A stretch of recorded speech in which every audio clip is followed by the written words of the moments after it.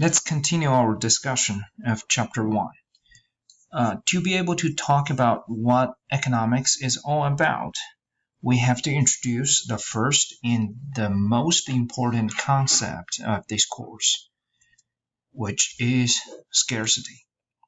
Scarcity means our wants exceed the ability of resources to satisfy them. I think the meaning is quite straightforward. Okay? Everybody has a bucket list. I want a new phone. You probably want a vacation in Europe, right? People have different wishes or wants, but our resources are quite limited. Okay, so we cannot satisfy everybody's every want. Okay, so the focus here is on resources. Okay, when we talk about this scarcity, we actually mean the resources are scarce. Sometimes people would confused with the scarcity of goods and services. They believe that not everyone has an iPhone or a car or a 5-bedroom house with a swimming pool in the backyard simply because we don't produce enough. If we produce more, everybody would have everything we want. But remember, we don't produce enough because we don't have enough resources, okay? Especially productive resources. All right. Now here is a quick question for us to think about the meaning of scarcity. Why people who want a Porsche, a luxury car, cannot just go ahead and buy it. Again, I would recommend you to pause the video and think about it. Okay? I would guess that your answer is they cannot afford it. They don't have enough money to buy it, right? If that is true, then I would go ahead and ask you, what is the difference between scarcity and poverty? Okay? Poverty means we cannot afford, we don't have enough money, right? Of course, you can draw your own poverty line. The federal government has its own poverty line, right? And the poverty most likely is going to be a relative sense. For example, compared to Bill Gates, most of us live in poverty, right? Then go back to the question, what's the fundamental difference between scarcity and poverty?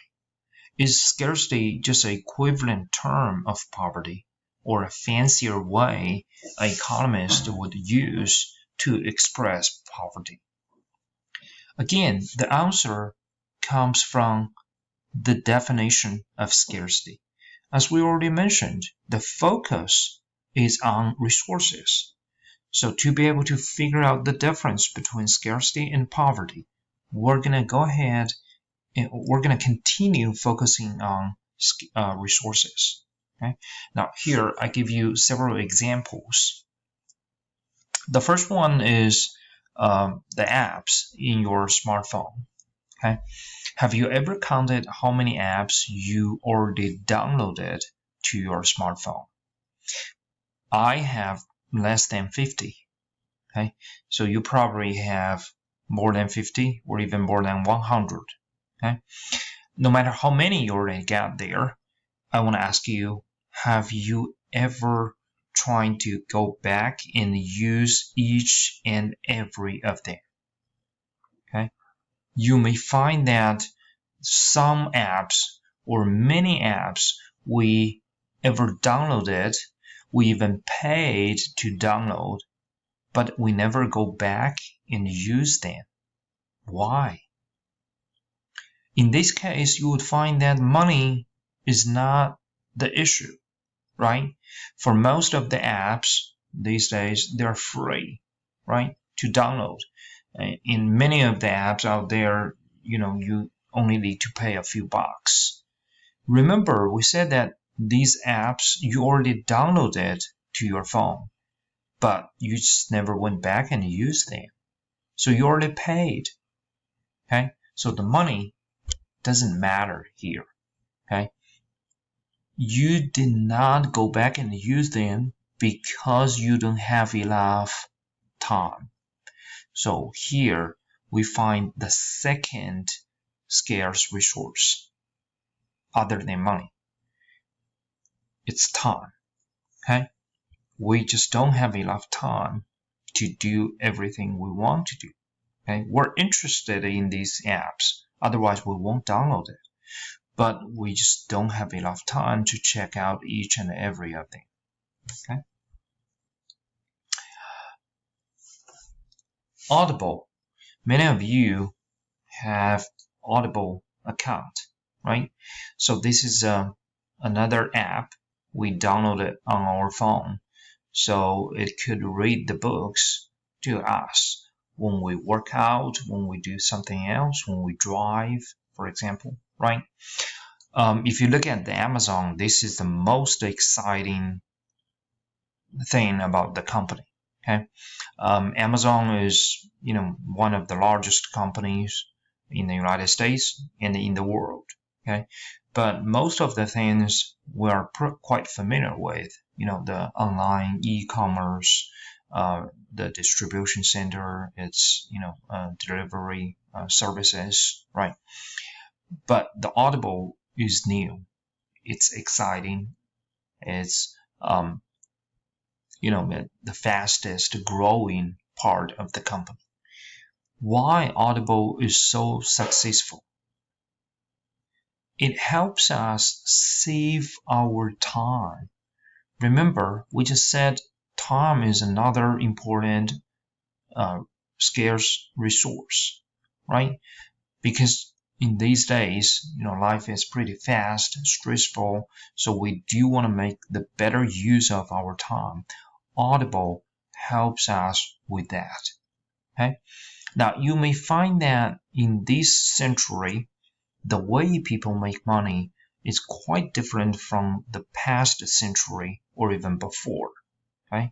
In the old days, how people become rich is, they find a way to produce a certain goods or services, and they want to produce it at the lowest cost. Okay, so if your cost is lower than your competitors, you are more likely to be succeed on the market, right? So it's all about money. Okay, think about the profit, think about the cost, but here it's quite different. The idea is not primarily focusing on money, but time. Okay, because people value time more than money. So they would like to pay for a service or a good or application to help them save their time. Okay. The third example I want to show you is one of the most popular online games. It's called Dota. Okay, or this is I believe Dota 2. Okay. If you're not familiar with these, you should know Pokemon, right? Now here, when we look at these examples, you would find that people spend enormous amount of hours on these online games, right? So if you want to get rich, help people save their time is one way. Another way is get people addicted to your products. Okay, so they forget about the time. They want to spend more on your products. Okay. By the way, Dota 2, I believe the developer of this online game sold it to another high-tech company in Silicon Valley several years ago. Okay. The price is $3 billion. Okay. Again, how we can make big bucks. You probably would be inspired with these examples, I hope. Okay. And let's check out the one more example. This is Usain Bolt, okay, the fastest man in the world. If you remember the 100 meters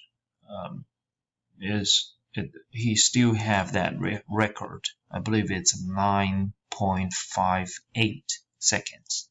Okay, and if I would ask you in the next decade, okay, do you believe someone, including Usain Bolt himself, could finish 100 meters within 5 seconds? Within 5 seconds, do you believe that?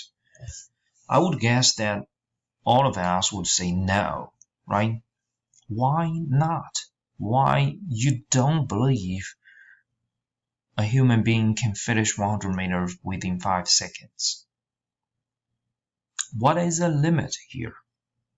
Now, some of you may want to say the limit is time, right? But remember here, time is the measurement of how fast Usain Bolt is, right?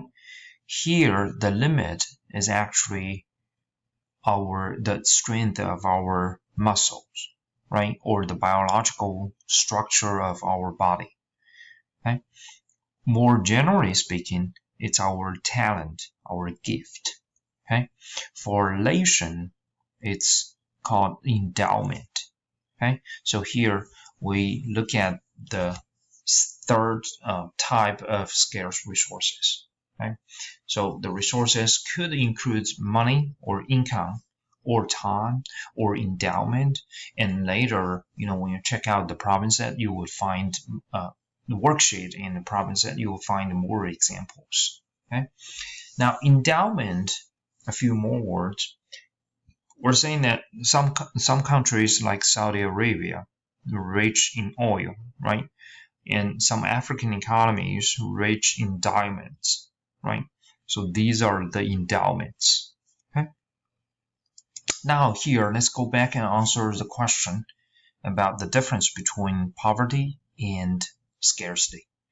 Poverty, no matter how you define it, how you draw the threshold, is only applicable to the poor. You could say you live in poverty, okay, because your income is far below Bill Gates, okay, or the super rich 1%. However, the scarcity is applicable to everyone, not just the poor. In other words, Bill Gates is also facing scarcity on a daily basis. For example, time. Everybody gets 24 hours, right? Bill Gates won't get 1 more minute because of his fortune. Okay? So that is the difference between these two. Okay? That's why we said that scarcity is the first and most important concept in economics. Okay? Now, once we understand scarcity, we can go ahead and define economics. Basically speaking, economics is how our society deals with scarcity or manages its scarce resources. Okay? Now, as we already said, we have unlimited wants, but we have limited resources. Okay? So how could we make the better or even the best use of our limited resources to meet our wants or needs? Okay? So this is economics. And in the next video, we're going to start talking about these principles in chapter 1.